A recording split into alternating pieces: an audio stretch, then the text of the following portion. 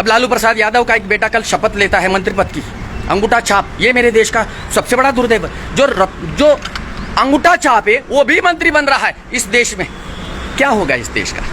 ये जो दलितों के नाम पर कार्ड खेला जाता है ना, ये कोई दलित, ये जो भीम आर्मी, ये कोई दलितों के हितचिंतक नहीं है। तबके को लेकर के राजनीति करते हैं ये दलित हितचिंतक हिंदू धर्म को बदनाम करने के लिए नई नई चालबाजियां रोज खेल रहे हैं, और इससे नुकसान दलितों का ही होने वाला है। क्योंकि जिस प्रकार मुसलमानों का आर्थिक बहिष्कार किया गया, जिस प्रकार बॉलीवुड का बहिष्कार किया गया, इसके कारण क्योंकि ये देश विरोधी बातें करते हैं, ये लोग हिंदुत्व के विरोध में बात करते हैं, ये देवी देवताओं का अपमान करते हैं, ये 33 करोड़ देवताओं का मजाक बनाते हैं, इसीलिए बॉलीवुड का खुलेआम बहिष्कार जारी है और आगे तक जारी रहेगा। उसी प्रकार उन मुसलमान भाइयों का भी विरोध इसलिए किया जाता है क्योंकि वो गोमांस खाते हैं, हमारे माता बहनों के साथ गलत करते हैं, इसलिए उनका बहिष्कार किया जा रहा है। अजमेर आपने देख लिया, हिंदू एकता का प्रतीक क्या। उसी प्रकार कहीं आगे डर के कारण हिंदू समाज दलितों के साथ भी वही व्यवहार न कर ले।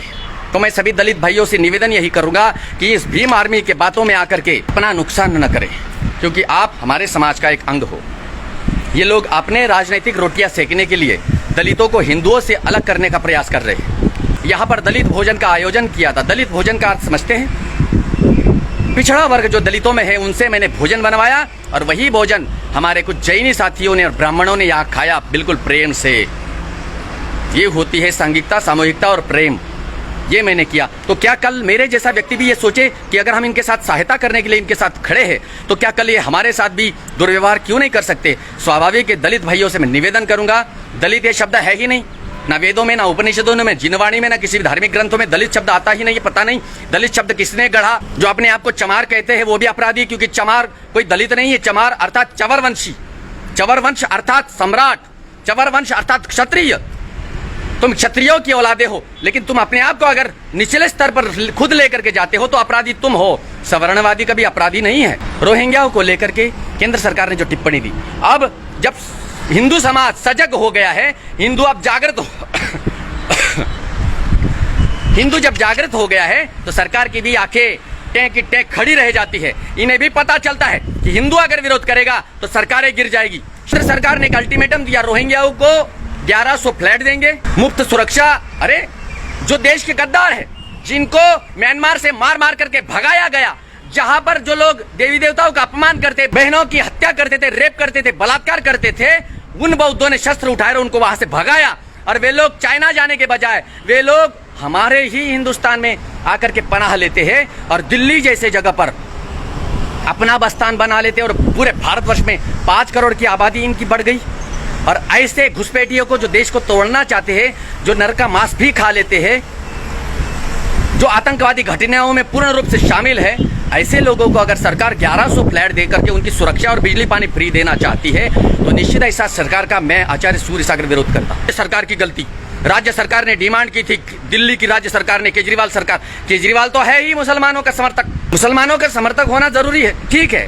वो मुसलमान जो देश के धाराओं में अपने आप को ढालते हैं, जो हिंदुस्तान के हित की बात करते हैं, उन मुसलमानों का मैं भी समर्थक हूं। उन मुसलमानों को सुविधाएं देनी चाहिए। लेकिन जो लोग बांग्लादेशी है, जो रोहिंग्या है, जो देश को तोड़ना चाहते हैं, अगर तुम उनको सुरक्षा देने की बात करते हो, उनको 1100 फ्लैट देने की बात करते हो, उनको फ्री बिजली पानी देने की बात करते हो, तो तुम सबसे बड़े गद्दार हो देश के। ऐसे लोगों को तख्त पर बैठने का कोई अधिकार नहीं। अब डर के मारे सरकार ने उस अल्टीमेटम को पीछे हटा लिया। अगर किसी भी रोहिंग्याओं को शरण दे दी गई, अगर किसी भी रोहिंग्याओं को फ्री बिजली पानी की व्यवस्था कर दी गई सरकार के द्वारा, चाहे वो कोई भी राज्य की सरकार हो, केंद्र की सरकार हो, देश का हिंदू सड़कों पर आकर के निश्चित बड़ा प्रचंड रूप से आंदोलन करेगा। वो जो बालक की मृत्यु हुई, वो पहले से 2, 4, 5, 6 महीने से बीमार था और शायद कहीं ना कहीं कुछ डैमेज था शरीर का एक अंग, और वहां पर उसको चोट लगी। अभी वो ईश्वर जानता है। मैं तो जितनी बात जानता हूँ उतनी बात कहूँगा। बस देश में अराजकता का माहौल फैलाने वाले लोगों के खिलाफ आपको खड़ा होना होगा, देश तभी बचेगा।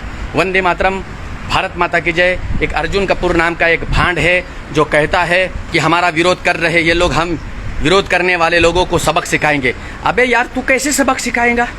सबक तो जनता सिखा रही है तुम्हें, तुम्हारा बॉयकॉट करके। तू कैसे सबक सिखाएगा? अब एक पठान मूवी का एक डायलॉग मैंने कल देखा, प्रियंका चोपड़ा जेल में जाकर के उस बंदर को बोलती है, यहाँ कैसे लग रहा है? वो कहता है सुवर खान कि यहाँ सब तो ठीक है, लेकिन ये जो भगवा वस्त्र पहना हुआ शर्ट पहना हुआ है, वो बोलता है कि इस रंग से बड़ी एलर्जी हो रही है, इस रंग से बड़ी पीड़ा हो रही है मुझे। अर्थात भगवा का अपमान इस प्रकार से एक शाहरुख खान अपने मूवी के जरिए बता रहा है, अपना दर्द बता रहा है। जिस भगवाधारियों ने, जिस हिंदुओं ने तुम्हें सर माथे पर उठाया, उन्हीं भगवा का, उसी भगवान का, उसी हिंदू का इस प्रकार का तुम अपमान करते हो। यह निर्लज्जता की सबसे बड़ी पराकाष्ठा है। साथियों, ऐसे लोगों को दंडित करो, ऐसे लोगों का पूर्ण बहिष्कार करो जो देश को और हमारे भगवा और भगवान का अपमान करते हैं, अनादर करते हैं।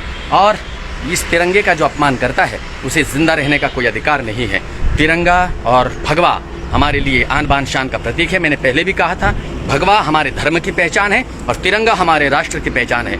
इन दोनों पहचान को अपने हृदय में जीवित रखो, और जो दोनों का विरोधी होगा, ऐसे लोगों को जीवित नहीं रखना, यह भी तुम्हारा दायित्व बनता है।